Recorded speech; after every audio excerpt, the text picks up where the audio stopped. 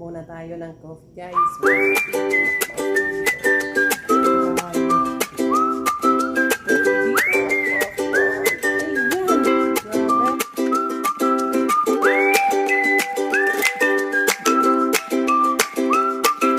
Hello mga Suki Loves! Kumusta po kayo dyan? Ang aking today's recipe po ay salik po ang tawag nila dito. Ayan, nilagay ko lang po dyan ang aking isang pirasong manok. Hiniwa ko po sa dalawang hiwa. Ginawa ko siyang dalawang piraso. Ito yung cardamom, ayan. Tapos, naglagay na rin po ako dito ng konting asin at saka oil. Kasi ang rice po nila dito, lagi silang may oil. Yan lang po siya. Ganun lang po kasimple. Hayaan ko lang po na maluto ang aking manok. Mga 30 minutes. Mga Suki Loves, nakikita nyo to? Yung mga expired dito na tinapay. Yung mga ganito na. May amag na. Hindi ko siya tinatapon. Alam nyo kung bakit? Dito kasi, pinapakain nila to sa mga sheep. May kumukuha dito. Or ay nilalagay namin doon sa sa box para sa mga sheep. Maano yung kusina ko. Mausok. Pero ito ngayon, naaawa kasi ako sa mga ibon dyan sa labas. Binibigay ko siya sa ibon. Hindi ko siya tinatapon. Pag naglagay ako nito sa garden, tapos lagyan ko ng tubig, naglalapitan talaga yung mga ibon.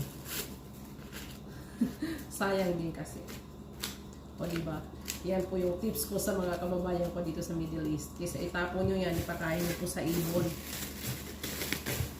Sabi ng amo kong matanda, mas marami daw blessing. Yun ang sabi niya sa akin. Mas marami kang blessings daw na makukuha.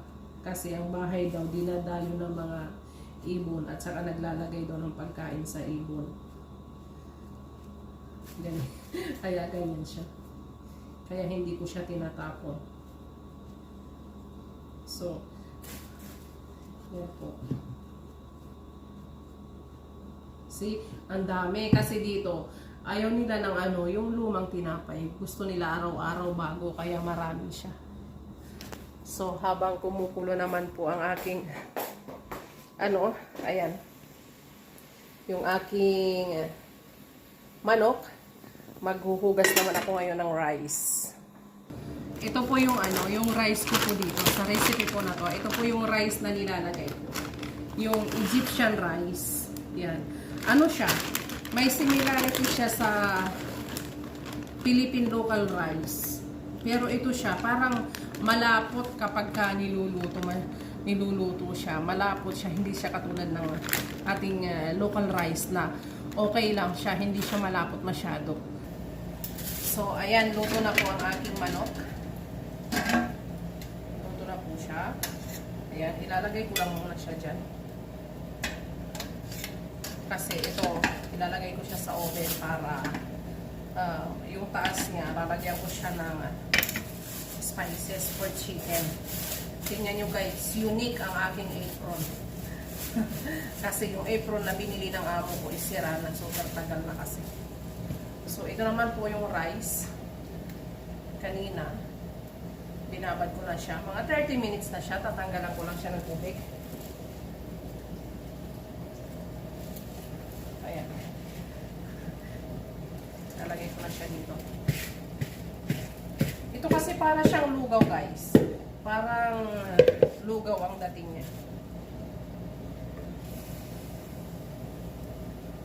Tatanggalin ko lang yung ito yung cardamom na nilalagay ko, ayan. Para kasi ano siya, yung parang tanlad yung amoy niya. Kaya ito nilalagay para mabango yung rice. Ganun po siya. So, hayaan ko lang muna siya dyan. Yung aking manok is kukuha naman ako ngayon ng ano, ng ilalagay ko. Meron pa ba ako dito? Ayan. Yung mga ganito na natitira, hindi ko siya tinatapon kasi pagpakunti-kunti yung ginagamitan ko. Sayang din naman na itapon ko, diba? So, ayan. Titimplahan ko lang siya. Ayan. Nilagay ko na yung tomato paste ko dito. Lalagyan ko siya ng ano, ang tawag po nila dito is saffron. Para siyang food color sa atin. Pero, ito kasi ginagamit lang nila sa mga rice. Yan. Nabili nila to sa Bahrain. I-mix ko lang siya. Yung sa Wauki, dito ko na kinukuha para ma-mix ko siya.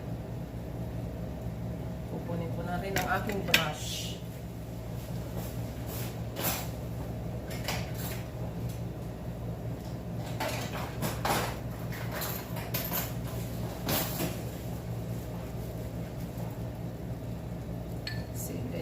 Para siyang makulay. Kung makulay siya ng manok.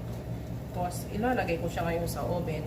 Pero, sa oven, yung taas lang ng fire yung nakasindi. Kasi, para maging barbecue lang ang dating niya. Yan. Ganyan lang po ang pagkalagay ko. Very easy lang. Habang kumukulo yung aking rice, yan. Ito kasi, sausawan siya. Igigiling ko na lang para mas mabilis. Ang ginagawa ko lang kasi dito, yung kinakayod ko lang. Pero sa dami ng trabaho ko dito at laging madali, dito na lang. Diba? Mas mabilis lang. Nilalagyan ko na po siya ng lemon. Ayan. Yung lemon, tatanggalan ko lang ng ano, ng buto. Tapos, pipigain ko siya. At isasama ko sa pag-blender. Dito ko na siya ginagawa sa aking maliit na mixer kasi ayoko nang maglalabas ng mga gamit. Nakakapagod nang magligpit sa araw-araw. Nakakapagod din. Kasi, dito sa bahay ng aming bossing, hindi dito nawawala ng tao pero busog. Grabe.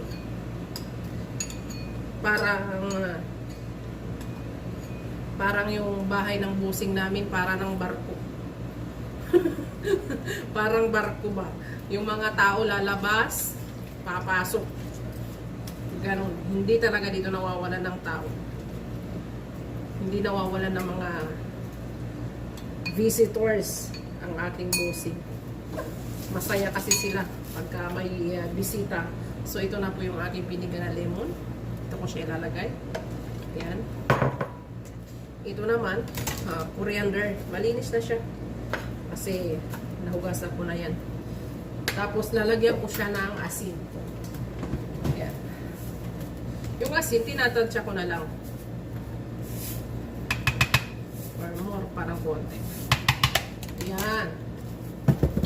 So, blender ko lang siya. Yan.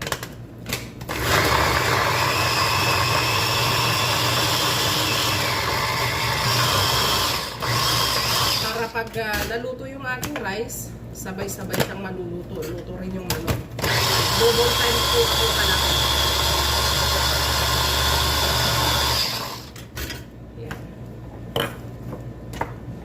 Dito kasi kailangan mabilisan. Double time po talaga. Palagi. See? Ito na po siya. Yan. Kinakain po nila to kasabay yung rice na yan na niluluto ko ngayon. Parang ito yung pinaka sausawan nila. Nilalagay nila sa taas ng rice. Pero in fairness, tinitikman ko rin kasi sa totoo lang nananaba na nga ako katitikim. So, ayan na po ang aking manok. Dito ko na lang siya nilagay kasi maliit lang naman. At ito naman ang aking rice. Ito naman po guys, maglalagay ako ng gatas. Ito po yung powdered milk. Kahit mga 5 kutsara lang. Tutunawin ko siya dito sa tubig. At ilalagay ko siya dito sa aking salik. Ayun.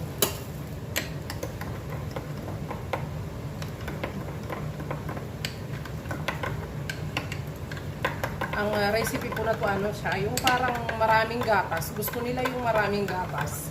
Kaya ayan. So, to, yan na po. Ito na po siya mga suki labs. Lalagay ko na siya dyan. Tapos, naglalagay din po ako ng evaporated milk. Naalala ko sa amin sa probinsya, nagluluto kami ng lugaw. Nilalagyan namin ng kakanggata. Masarap siya.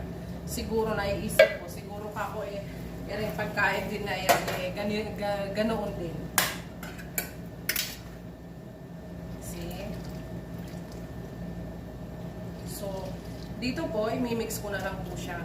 Tapos, hahayaan ko na siyang maluto.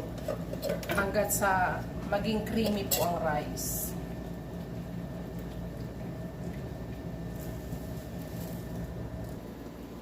Ayan po, luto na po ang ating rice. Oh, sorry, ang ingay. Ayan. Ganyan lang po siya guys, para siyang lugaw. Ayan. So, luto na po siya. At luto na rin ang aking chicken. Ayan. So, ready to serve na po. Magpre-prepare naman ako para sa lunch ng aking mga bossing. Ilalagay ko na sa table. So, yan po ang aking for today's video guys. Ayan, nagluto pa.